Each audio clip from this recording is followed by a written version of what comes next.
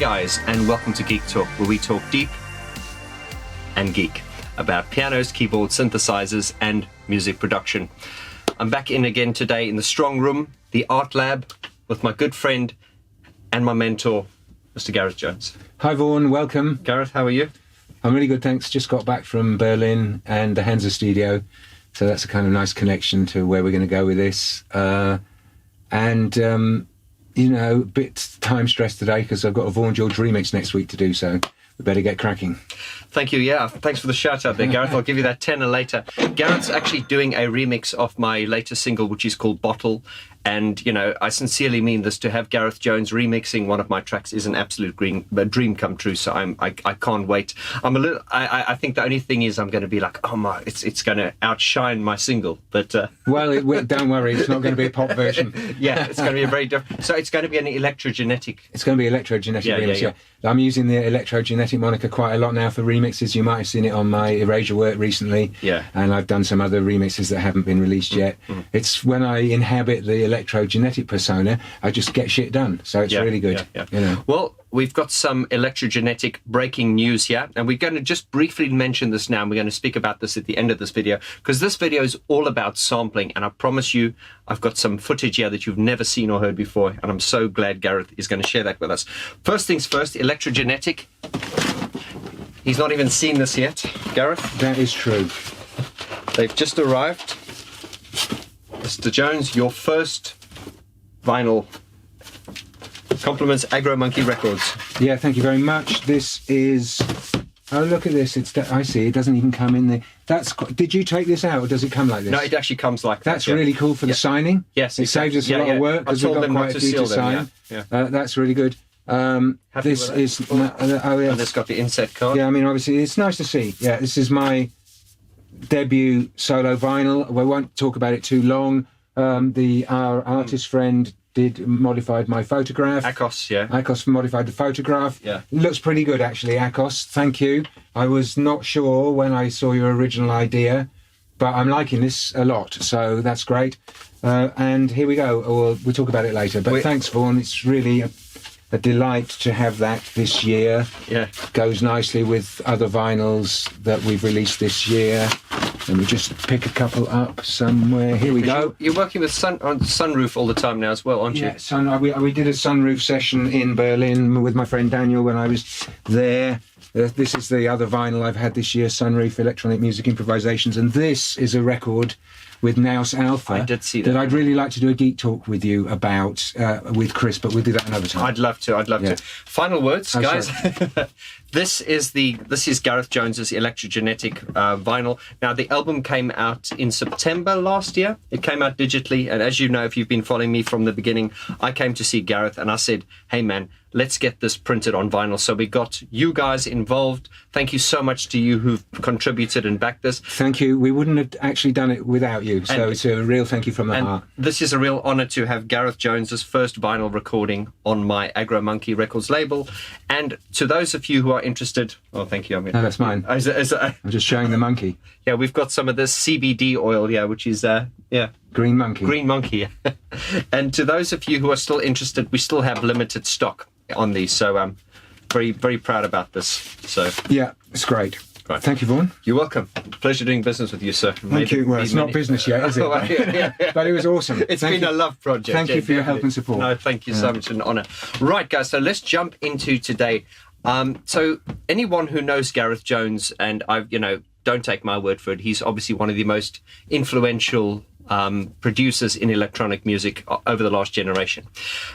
He's worked with anyone who's everybody, but we keep sort of bringing it back to Depeche Mode only because of the huge Depeche Mode following within my group. Now, I want to talk today about sampling in general, because a lot of my subscribers have asked me to talk, those of you who aren't musicians have asked me to explain what exactly sampling is. So I thought, why not speak to someone who is a forerunner and one of the pioneers of sampling. And within this conversation, we're going to talk about sampling in a very sort of layman's terms kind of way, but then we're also going to reference Depeche Mode's Pipeline, which was recorded here in Shoreditch back in 82. We think it's 82, yeah. 82. And believe me, guys, I've got some original samples here that I've never heard before. You're really going to love this. So let's just start off with this, Gareth. As far as sampling goes, you've always been we all know you're not a pop music fan. You're always a sort of slightly underground, avant-garde weirdo. But I'm trying. Yeah, he's a weirdo. And if we just bring it back to the history of Depeche Mode, initially, Gareth Jones wasn't keen on working with Depeche Mode. I think it was John Fox who convinced you to do it. But that turned out to be a good thing because I don't think you would have liked to work with a pop band, but the fact that they were open to this creativity, it gave you an outlet to sort of show them, sampling and all these things, analog synthesized. And well, yeah, I mean, they were the analog synth experts, Daniel particularly. Yeah. But obviously, more importantly, lifelong friendships emerged from that meeting. And John Fox didn't convince me to do it. He convinced me to go to a meeting to meet Daniel and the band, so they could decide if they wanted to hire me or not. So what convinced you to make that? Because you were reluctant to work with them. Yeah, well, I mean, have we not talked about this before on your channel? I'll just make it as brief as I can. They just seem like really nice people. I suppose. I mean, I was a bit shy and reserved. I wasn't reserved. I was really mouthy, but I was not very good at networking. So when I actually was encouraged by my mentor John to go and meet Daniel and the band, some of the band that were there in the record company, I just realised they were kind of normal people like other people I'd met, and very creative as well, very interesting. I don't think I even heard any demos at the first meeting. It was more just meet and greet, kind of get just to know on each other. face value. Yeah. So and somehow we hit it off, which was wonderful. So Gareth, obviously you with that Construction Time Again album, obviously you'd been working with. Tell us about some of the other artists you've been working with before that, where you used a lot of sampling and stuff. I don't think. I mean, this is I'm a sampling pioneer. It's just a chronological thing because the technology became available, right? Yeah. So obviously, it's I had done in my teens a concrete collage with recordings of sounds on a tape recorder and edited them together. So sampling in the way that we tend to talk about it now is all based around digital technology, obviously. Yes. You could actually sample onto a bit of tape and cut the tape into little snippets and stick it all together. And I think what that was done since the, 40s, my 50s maybe, early, as the tape recorder emerged. Musique concrète is a form of sampling, and the early concrete was obviously done with tape. But when this digital stuff became available, it became very easy to sample a sound, and play beats and melodies on it by putting it in a machine which either had a button or a keyboard attached, like the famous emulator that you know so much about.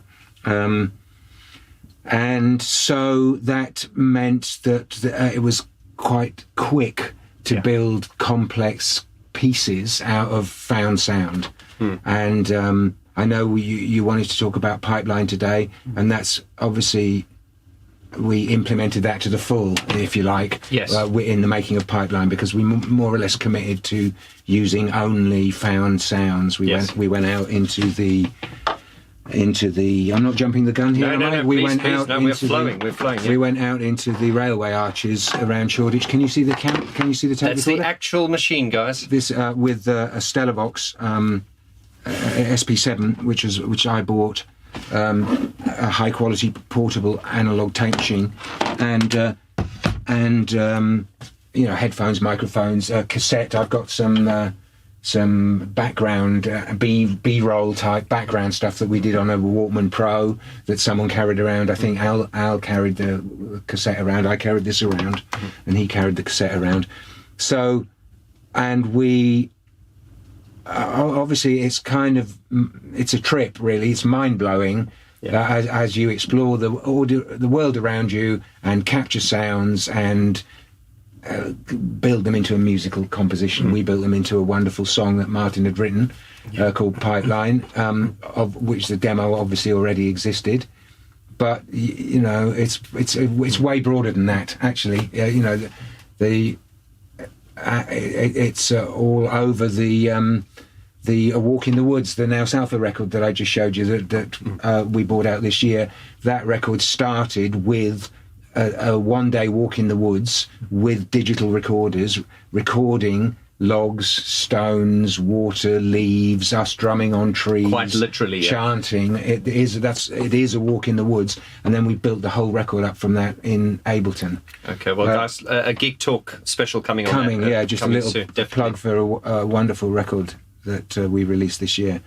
But so that was the vision, really, with when we got to the production, the recording of Pipeline, was to take the demo and play the different parts on Found Sounds. I think we had I think Daniel had bought a synclavier by this stage, which is a very expensive. At that stage, only played one sound at a time. Sampler, very good quality, which was quite important to us. And I had a studio rack unit called an AMS 1080, I think. That also was extremely high quality, that you could play with a button or a small keyboard. I'm not sure that the emulator was on the team at that time. I don't think this was 82, so I don't think so. I think the emulator 4, emulator 2 probably only came around in about 84, so this is probably before. I remember Mark had an emulator when we did People Are People, which was obviously the next record, Some Great Reward, right? Yeah. So I don't. So obviously we had a multi-track tape recorder, so we probably just did one sound at a time. Conceptually, one of the interesting things about it was because we went out with we only had a mono samplers, which means there was no stereo. But we had a 2-channel tape recorder, so a lot of the samples that we recorded, we had a close microphone, like this, so it was close, like that, close sound. And then we had a distant microphone, so we captured the natural ambience. And when we went back to the studio, again, because we couldn't play the ambience and the close sound together, we mixed them into a one sample that we recorded, so a lot of the sounds have the sound of the railway arch or the room or whatever where the original sound was hit, you know. So I mean, sampling, it's just self-evident now. You know, everyone who, I'm sure a lot of your, especially for GeeK Talk, obviously, hopefully there's a lot of musicians and synthesists interested, but it's just so much part of the palette now. It's kind of almost irrelevant. It's as common as water with watercolors, you know. But at the time when it emerged, it changed everything. And if people can kind of imagine, to think back that we were working in a time before this was possible, and now it's Ableton and Logic and anything you just record in, you make a sample straight away, play it on the keyboard, you can do it in a second, play big chords, as we all know. It's super easy and simple now, but it's still incredibly powerful, which is one of the reasons I wanted to show this arc between Pipeline, which is 82-ish, 40 years old nearly, and the current work, which is still, it's so inspiring to us that Walk in the Woods is built around the power of sampling, you know, the magic and the power of sampling. And indeed the processes, because you did sort of set the precedent for for this kind of way of working, because let's look at it.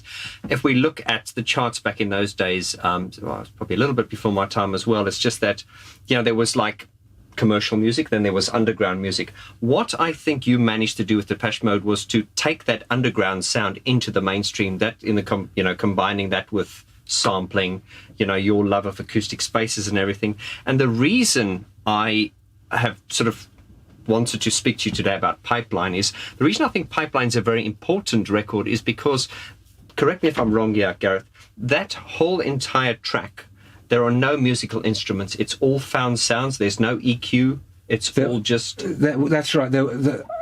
I mean, it's a long time ago, but that's my memory of it, and we can look at it in a second. But it wasn't planned like that. When it came to the mixing, we didn't mix it first when we mixed the album. When it came to the mixing, when we got to Pipeline and kind of pushed the faders up on the console in the mix room in Hansa, it just seemed to sound great already. And at that point, I suggested, and not that anyone cared, the band just wanted a great musical result. But I formed a little. Made a little mini manifesto. I formed a boundary. Boundaries are hugely creative, as we've spoken about before. Imposing a limitation. And I kind of said, guys, this sounds great. Why don't we mix it with no EQ and no added reverberation? So it was just volume balancing. Yeah, there's probably a bit of verb on the vocals though. There might be there might be some effects, but there was certainly no EQ or extra effects on the instruments. So it became I was very, I had a background at the BBC. I was a huge fan of the recording engineer Tony Faulkner, who did a lot of classical, probably still does, a lot of wonderful classical recordings, kind of straight to stereo. And it's this idea of not interfering with the original sound, and obviously it's a multi-track conception and production, so it's not straight to stereo. But when it came to the mix, I thought, well, this is amazing. We don't need to fiddle around with it anymore. Let's just present it as we recorded it. So we wanted, it felt appropriate to present. It felt that it was in good service to the song, actually. And that's, of course, why the production work that I was lucky enough to be a part of in the work with Depeche crossed over to the mainstream. It's all very well. If you haven't got great songs, it doesn't happen. Yeah, we know that. I certainly was very lucky to be working in a group of people where we had great songs and a really enthusiastic experimental electro pop aesthetic. So we were trying to try new stuff all the time, which meant boldly going where none of us had been before. Absolutely. And another interesting thing about guys, if you listen to Pipeline, there is no chord information. Like there's no a keyboard chord or a piano chord. There's no musical chords. It is all the, and feel free to jump in here if I'm getting it wrong. All the sort of sounds form the sort of musical the musical chords or the basis, so to speak. So I think Martin's going, get out the crane, construction time again, what is it this time? But there's no sort of like chords, or it's all just sounds found, which is fascinating to me. Yeah, I mean, it's I haven't got a copy of the original demo, sadly. I'd love to hear that. Yeah, so would I, of course. It would be a lovely thing to have. Yeah. And I was always given the original demos, and they were always in the studio because the demo was like holy for us. Yeah. And we constantly referred back to the very crude demo. I have no idea what was on the demo, but because of the limitations of the samples are monophonic, so we can't play chords. So the chord, the feeling of the chords comes from the interplay of the monophonic lines. There's a tradition of doing that. I've worked with another great master, Mr. Vince Clarke, where he has constructed many pieces where there are no chord pads as such, or laid guitar chords. Everything is made from a interaction of a single almost like lines. An orchestra, because an orchestra works like that. Most of the instruments in the orchestra don't play chords. Exactly. That's right. It's just a single. And yet there's a really strong harmonic feeling. Obviously, comes out of the monophonic lines. It's super interesting. But I think partly the reason Pipeline's like that is because of the limitations of the technology. We did not have a polyphonic sampler, so we couldn't play chords. Yeah. So, like many great sort of older compositions, we sometimes find that the limitation was actually formed part of the sound. I always say to people, younger producers these days, is you need to, as you said, you need to form boundaries. You need to limit yourself, because these days, you can go on a tangent. So I guess the question I was going to say was, Pipeline sounds the way it does due to the limitations in technology. Had we done it today with limited, the limitless options we have, it probably would not come out the same. So it's a great song, so I'm sure great musicians would make a great version of it, and I have heard some diabolical Depeche Mode cover versions as well. I'm sure you have. Sometimes the song gets massacred in the performance, but still the song shines through and people enjoy it. So, but limitations, yes, we could impose limitations on ourselves. I've just finished the new Spiritual Friendship album, and it was written at the same time as the Walk in the Woods, the Nous Alpha. And on both of those records, I requested from my collaborators, they're both partnerships with one other, Nick Hook and Chris Bono, I said, can we track limit, please? Can we have a limitation of, if we can, 8 tracks? Wow. Or 8 stereo tracks. So we went into the writing process with this idea of not coming away with 200 tracks. And it sounds massive. It works. It works. But the limited, so you can still. So in a way, I'm still very connected to the joys, because I was lucky enough to do so much work on 8-track and 24-track tape. I'm so cognizant of the power of the track limitation. You know. Just going slightly off topic, and we'll bring it back to this. I saw an interview once with Nile Rodgers, obviously a legend, and when I think he was producing Like a Virgin by Madonna. Okay. And I think he limited that to 8 tracks because he said it worked in the Motown days, it can work now. Yeah, and I think there's a lot to be said about that. Right, so what we're going to do now is, guys, believe me, when Gareth and I sit here, we could talk for ages, and I'm sure you'd love that, but we've got to be respectful of your time. This is about Pipeline. We are going to now dive into, and believe me, this blew my mind. I've never heard or seen this before. We've got some of the original multi-track parts here of Pipeline, so we're going to have a listen to some of them and just talk what comes to mind. Yeah, great. Let's do that. I've got a. Right, so we're here in Gareth's workstation, and Gareth has pulled up some of the iconic Pipeline samples. Gareth? Well, this is obviously the original multi-tracks on tape, and of course I don't have that, but this is a bunch of the copies of the original tracks, all lined up, and it's quite interesting looking. I've not looked at it for a very long time. You can see, for instance, how important the idea of ambience was to us. If you look at these 4 tracks, this is all the ones that I'm playing. Look, this is the vocal. Let me just play a bit of it. Here we go. Get out the crane construct. So we got one vocal, then we got an ambient track. Get out the crane construction time again. Which is stereo. Wow. And then we've got another ambient track for a long ambience, even further away. Get out the crane construction time again. What is it this time? So we dedicated one. This is a stereo track. 2, 3, 4 tracks to the lead vocal. And we've only got 22 tracks because we're using one track for Timecode, which I won't play because it's a bit unpleasant, and one track for MC4 code. Yeah. The sequencer that's being used is a Roland MC4, and that needs its own code as well. And there's probably another track somewhere with click on it.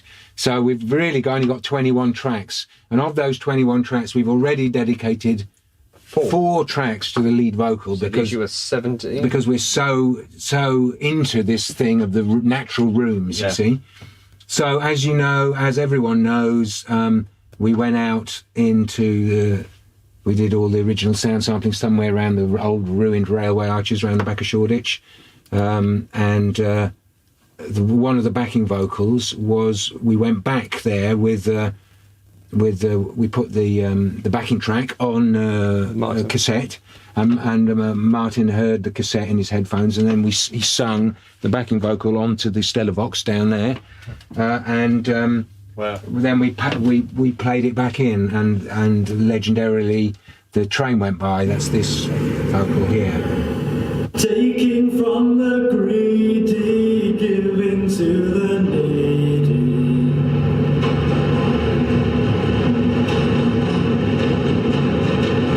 Taking from the greedy, giving to the needy.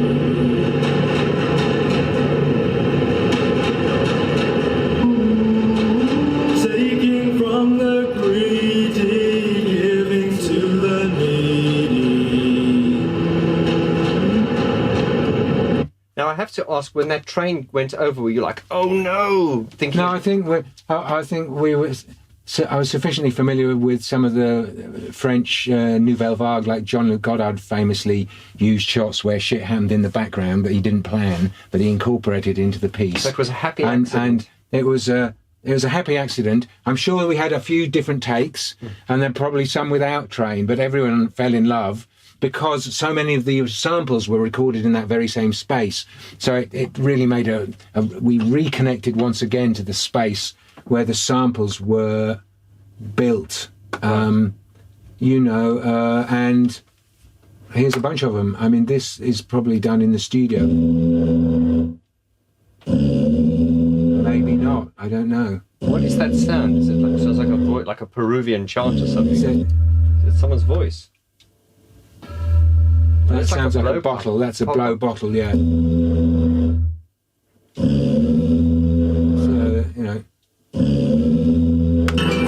and then we've got, these are in no particular order, but it's just fascinating to hear the difference, for me anyway, to hear the different, and as you can, this sound obviously just goes all the way through. Scraping metal pipe. This is, you can hear the room, some kind of room in the background. Oh, there's the pipe. So that would have been tuned, obviously tuned. Obviously, yeah. You tune it in the sampler, and then you play on a keyboard. It's one hit. Yeah, It's very simple, old school sampling. I've got to ask you at this point, when Martin played you the demo, was it different to this? Was it? I can't remember the demo, but it certainly wasn't made like this because he didn't have access to a sampler. So I was saying, whose idea was it to go down this completely this route? We don't know. Yeah. It's all teamwork. Yeah. Somehow the idea emerges from the people in the room. Gotcha. We're working in Shoreditch, just around the corner. Well, I showed you where that Pret is, downstairs from where that Pret is on the corner of Holywell Lane. I've got a fantastic high quality stereo tape recorder. We're interested in sampling. We've sampled some stuff in the studio already. It kind of becomes obvious. Let's go outside. Gotcha. Obviously, Al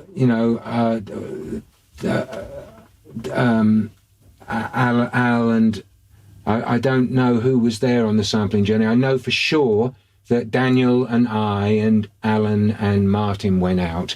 Maybe Fletch came as well, maybe he didn't. But there was like a core of us who were like really into this idea of having a little adventure and going and capturing a bunch of sounds outside and seeing what came out of it. And of course we're doing something completely new at the time for us, and that's always super refreshing.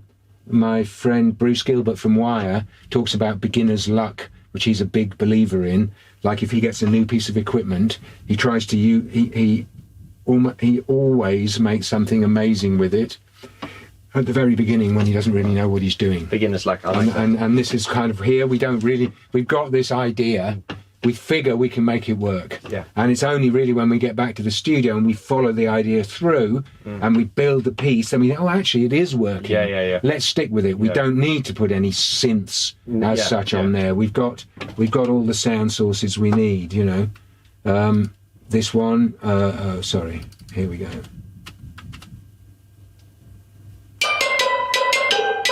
All right. It's obviously, could be the same, could be two different samples, but obviously one's down an octave on the other one. Yes. Here's again. Oh yeah. It's really simple.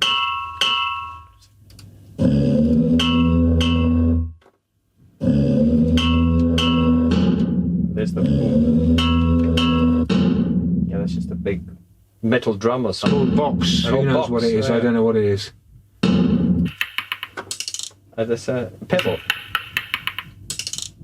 Pebble. And that's great. It was all put into time to form like this rhythmic pattern. I don't know if that's put into time. We've pitched it so that it fits in the groove, probably. Which is difficult to do in those days. Yeah, you can't change the pitch and the speed independently. Exactly. In those So you find a sample where it hasn't got much pitch information, has it really? No. It's very percussion. So we've just tuned it speeds up at the end. Yeah, because it's bouncing. Yeah. And this is the octave up, isn't it? It's the same thing. An octave up.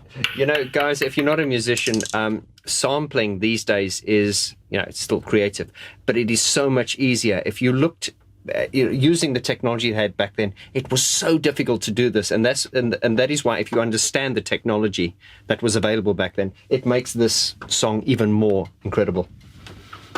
Well, it was. I don't know how difficult to do it was. We were super excited by it because Beginner's luck, yeah. we had this. This concept, and we followed it through. You know. But you must be proud of yourself, because you obviously know so much more now than you did then. You know, to pull this off back then with that technology is phenomenal. It's nice. It's nice. And there we go. That's pretty much all the sounds we've heard. The hit. Oh no, this says orchestral hit. I don't know what that is. Oh wow! I mean, that's probably from a synthesizer, maybe, or something. I don't know. No, I don't think so. I don't know what it is though. But it's an iconic. It's an iconic sound, isn't it? In this piece. Take it to the end where it's playing rapidly. Oh yeah.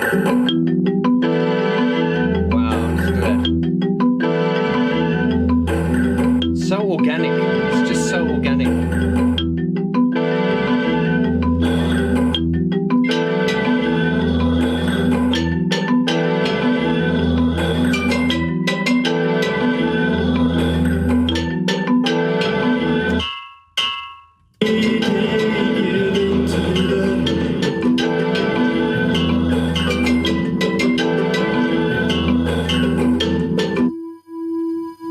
That's just like I've got a little drone on there. Like a drone, yeah.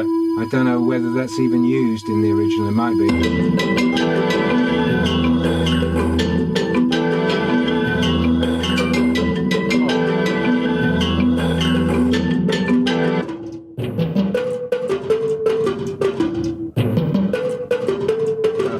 It's almost like distorting. This is amazing. You can see the waveforms very. I mean, it's probably recorded through massive compression. Yeah, I was going to say. I mean, and now, of course, those of us who have worked in this way are not frightened of committing sounds to tape. We don't record sounds flat and fix it later in the mix. You couldn't do that then because you didn't have enough outboard gear and enough plugins. You don't have any plugins or anything. But obviously this is probably heavily processed as it's recorded, and you can hear the compressor like doing its job, and that's a really nice. It's full of the sense of the sound. That's beautiful. It's got so much vibe, yeah.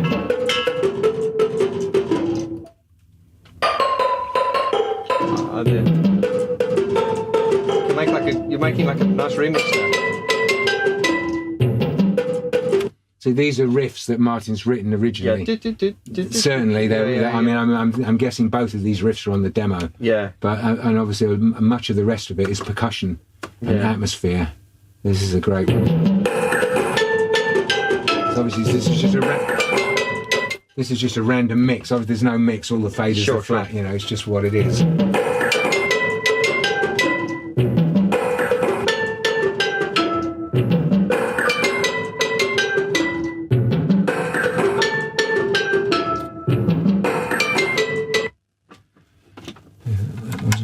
At the moment, that's fine. So there. I mean, that's more or less. I don't know how long you want to spend on this, but that's more or less a quick look through. That's great. The different elements of Pipeline. Oh, perhaps we haven't heard this one properly. That says marimba. That's marimba. Yeah. That is a marimba, right? Yeah. We did invite a wonderful percussionist friend of mine in to do a session, and he didn't play on any of the tracks. We asked him if we could pay him a session fee and take some samples. That may be from Simon Limbrick, but I really don't know. It could be from anywhere. I don't know where we. That does sound like a marimba, though, doesn't it? Yeah, it does. Yeah, definitely. So we might have sampled up a marimba note and played this melody.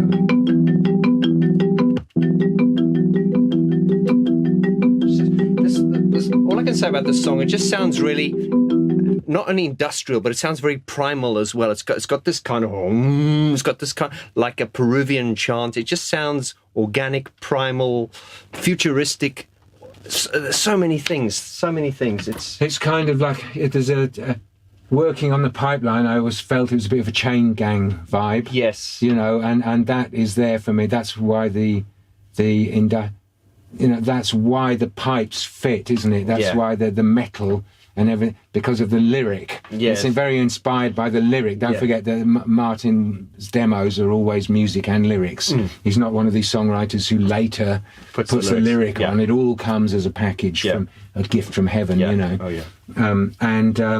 So the lyric has also massively inspired the whole approach to this production. And the hang on, pipeline, okay, working on the pipeline. Let's go out on the railway line and the scrap yards and sample some pipes. I've got a little... Sorry, go on. No, I'd say the interesting thing, Brian Griffin at the time, he was big into influence. At the time, he was photographing the worker. You know, if we had the lady in the field for... let me cut you. What's the Sun and the Rainfall album called? It's called A Broken Frame. Okay. I'll jump you up. So if you look, for instance, when Brian photographed A Broken Frame, it was the worker, and with this again was that he was big into the worker. So it's almost like a grand synchronicity of everyone being on the same page at the same time. Yeah, and I don't know if Brian had heard the record. He probably had heard some of the record. He'd probably been in the studio. Yeah. He probably visited us in the studio before he did the cover shot. It's a big cover shot, you know. And obviously the man with the hammer is kind of a chain gang vibe working on the. It's very integral. It's synchronicity. Yeah. It's kind of magic. Yeah. Magic. A lot of magic's happening. Yes. And that is.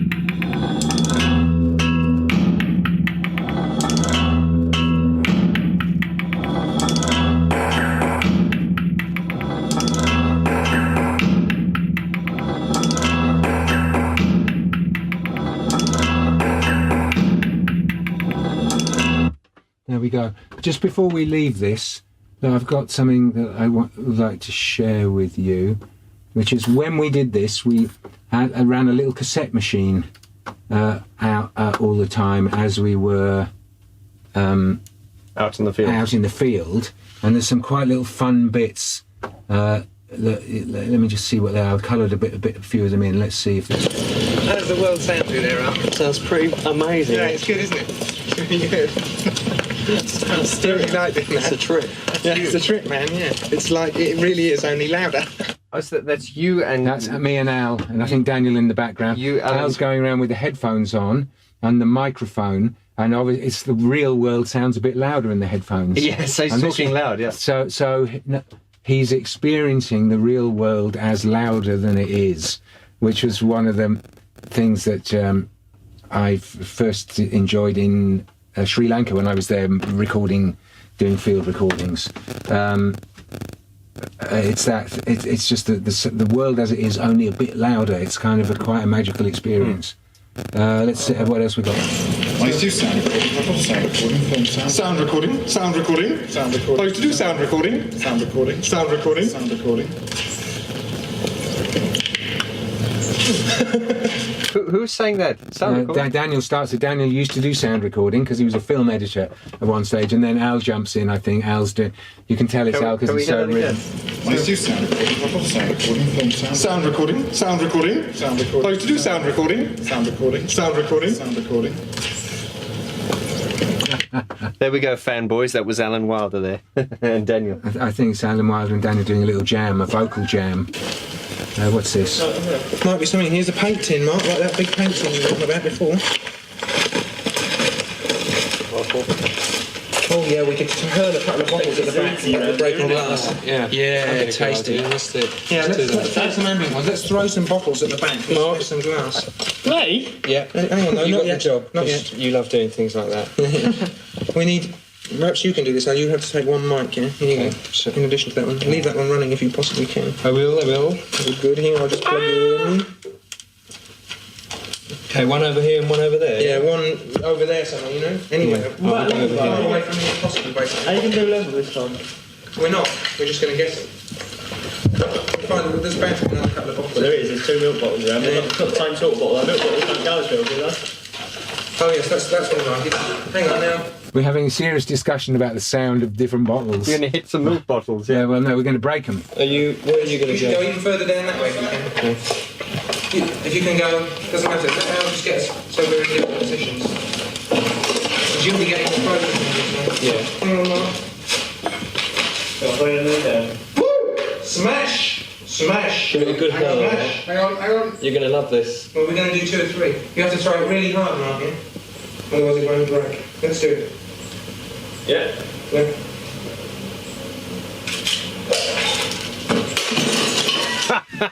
That's the sample. Which I don't think made it to Pipeline, actually. But, you know, I don't... It was a bit anticlimactic, that No, one. no, I well, expected this No, bang. It was like, that'll be awesome when it's a milk bottle, yeah. maybe. I think he had 2 milk bottles for the second and third hits. I think this is the actual milk bottle if you're interested, brother. Do you hear that go through the air? Oh, yeah, wow. It's singing Yeah, as it goes through Well, the they air. actually threw it. Yeah, it's throwing the milk bottle wow. across into it, you know. Well, there's some unused samples. Brilliant.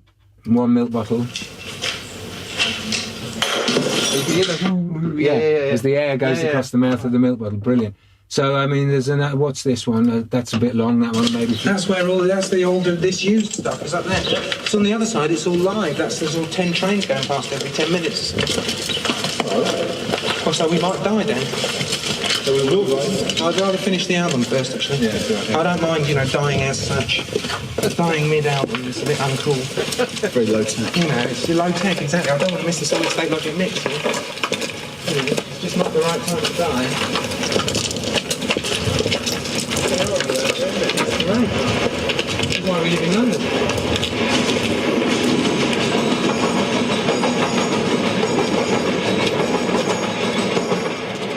I've done so many trains. There's a bit here, I think, where we discover just walking around in the country. What about hanging the microphone inside a letterbox and using a letterbox? That's Daniel, yeah. Daniel's idea to hang a microphone inside a letterbox. What about hanging the microphone inside a letterbox and using a letterbox? It's like someone's letterboxing me. No, well, no. They're going to blow up someone's letterbox. No, not blowing up a letterbox. That's talking about going in a. Anyway, that's enough, isn't it? Yeah, let's just run out of steam. I can't get rid of that. What's going on? There we go. Yeah, that's great. Not blowing up a letterbox. Don't say that. That sounds like the IRA. That's horrible. That's what people did. That's that's the old disused stuff. Oh, we did that. Oh, where's the one where we all walk around? Might be something. Here's a paint tin, Mark, like that. Oh, we did that. Yeah, I think that's. I think we did the this paint. one. Okay. No, Excellent. Nice one. Nice one, Craig. J.G. Ballard around there, must say. It's great, location.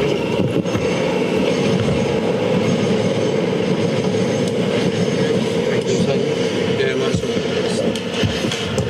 Yeah. We have to wash this cable when we get back, get the germs off. Yeah, it's a bit mucky around here. It's great.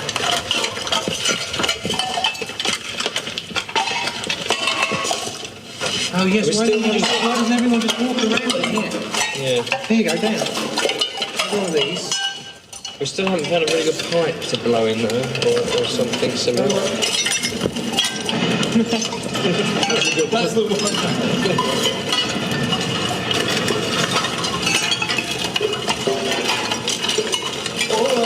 These fully beef cans or something. But you can see, you get a sense of just how chaotic and dirty I can it was imagine, down yeah. there. You know, he's everyone's just freaking out about it. Old trash. There you go. Well, thanks for sharing that with us, Gareth. And I mean, I'm intrigued by this behind the scenes. Yeah, I'm sure they are as well. But guys, we can't get hold of that. That's Gareth's.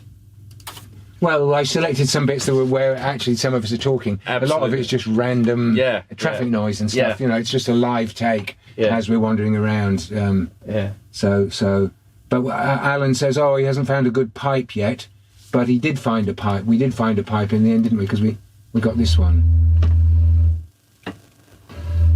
It's like just blowing into a pipe. Don't know. I don't know what it is. It's a classic bottle sound, isn't it? It's got a lot of bass on it. Yeah. The sub bass might be an octave down though, you see? Oh yeah. Because there might have been a smaller bottle that's played a down. It's obviously playing the right note. Yeah. So that's the main thing.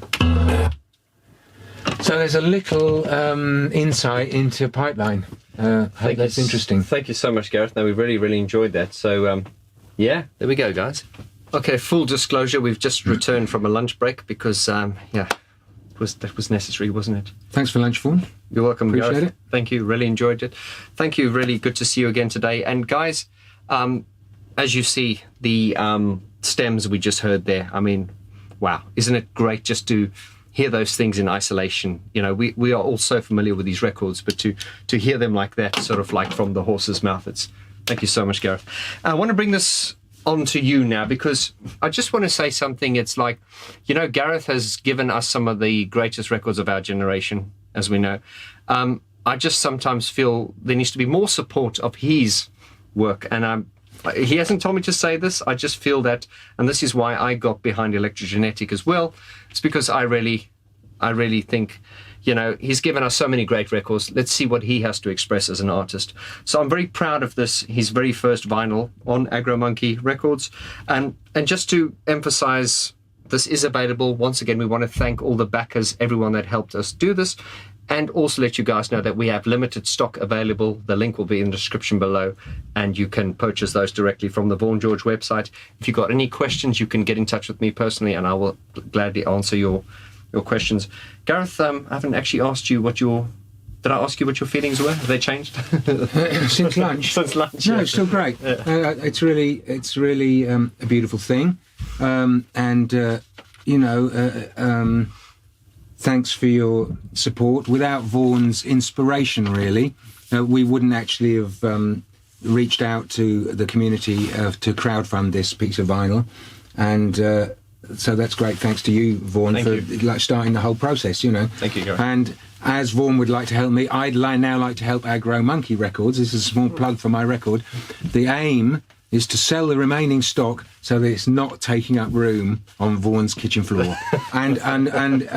So thank you to everyone who's been interested in the record, and thank you particularly to all the backers who paid money up front many months ago in order that we could make this happen. And as you know, we've listed you all here, and I will be signing all the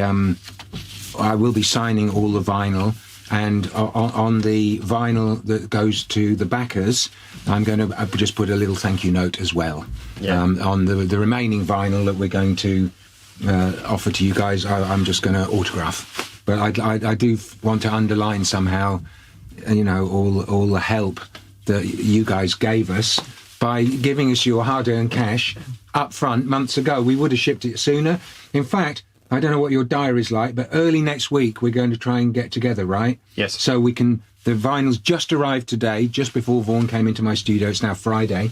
Early next week we're going to get together and sign all this vinyl and get it shipped out as soon as we can, right? Absolutely, and we'll film that as well. Yeah, great. We're going to do a little film of that. We'll do a bit of video. And once again, also to the backers, you know, thank you for your patience, because this took about 10 months. Took ages, yeah. And this is only because it was a combination. It was really because of COVID, and that as well. Apparently, vinyl pressing plants in Europe are swamped at the moment because America are pressing all their vinyls in Europe now.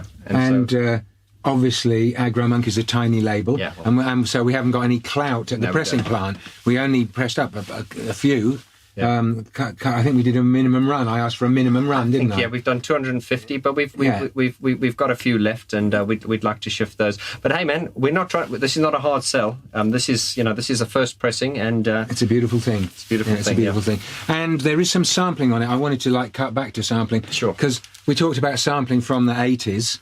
But obviously, for many musicians, and certainly for me, it's still a huge part of my creative flow. Walk in the Woods was built from samples up, as I mentioned earlier. And the other vinyl, I mean, this has been an incredible year for me. It's the first time ever that I've released my own music on vinyl. And this year, 3 records came. Wow. So the electronic music improvisations is all analog. Electronic modular improvisations, and this is based in sampling, inspired by sampling, and somehow this record's and these are both collaborations, obviously, with dear friends, and this is my solo debut on Agro Monkey Records. Hey. Fantastic. And it's obviously a combination of modular synths and sampling. That's great. So this I think this represents Gareth Jones in a nutshell. There you go. There you go, absolutely. Thank you very much. Look out for the Gareth Jones remix, the Vorti, my single Bottle as remixed by Gareth Jones, coming out soon. Really excited about that, Gareth. I want to thank you so much for your friendship, your time, and your great inspiration as always. Yeah, thanks for coming. You're welcome. Great. See you at the next video. See you next week. Yeah, for the sign. Yeah, okay, Cheers. cool. Cheers, guys. Bye.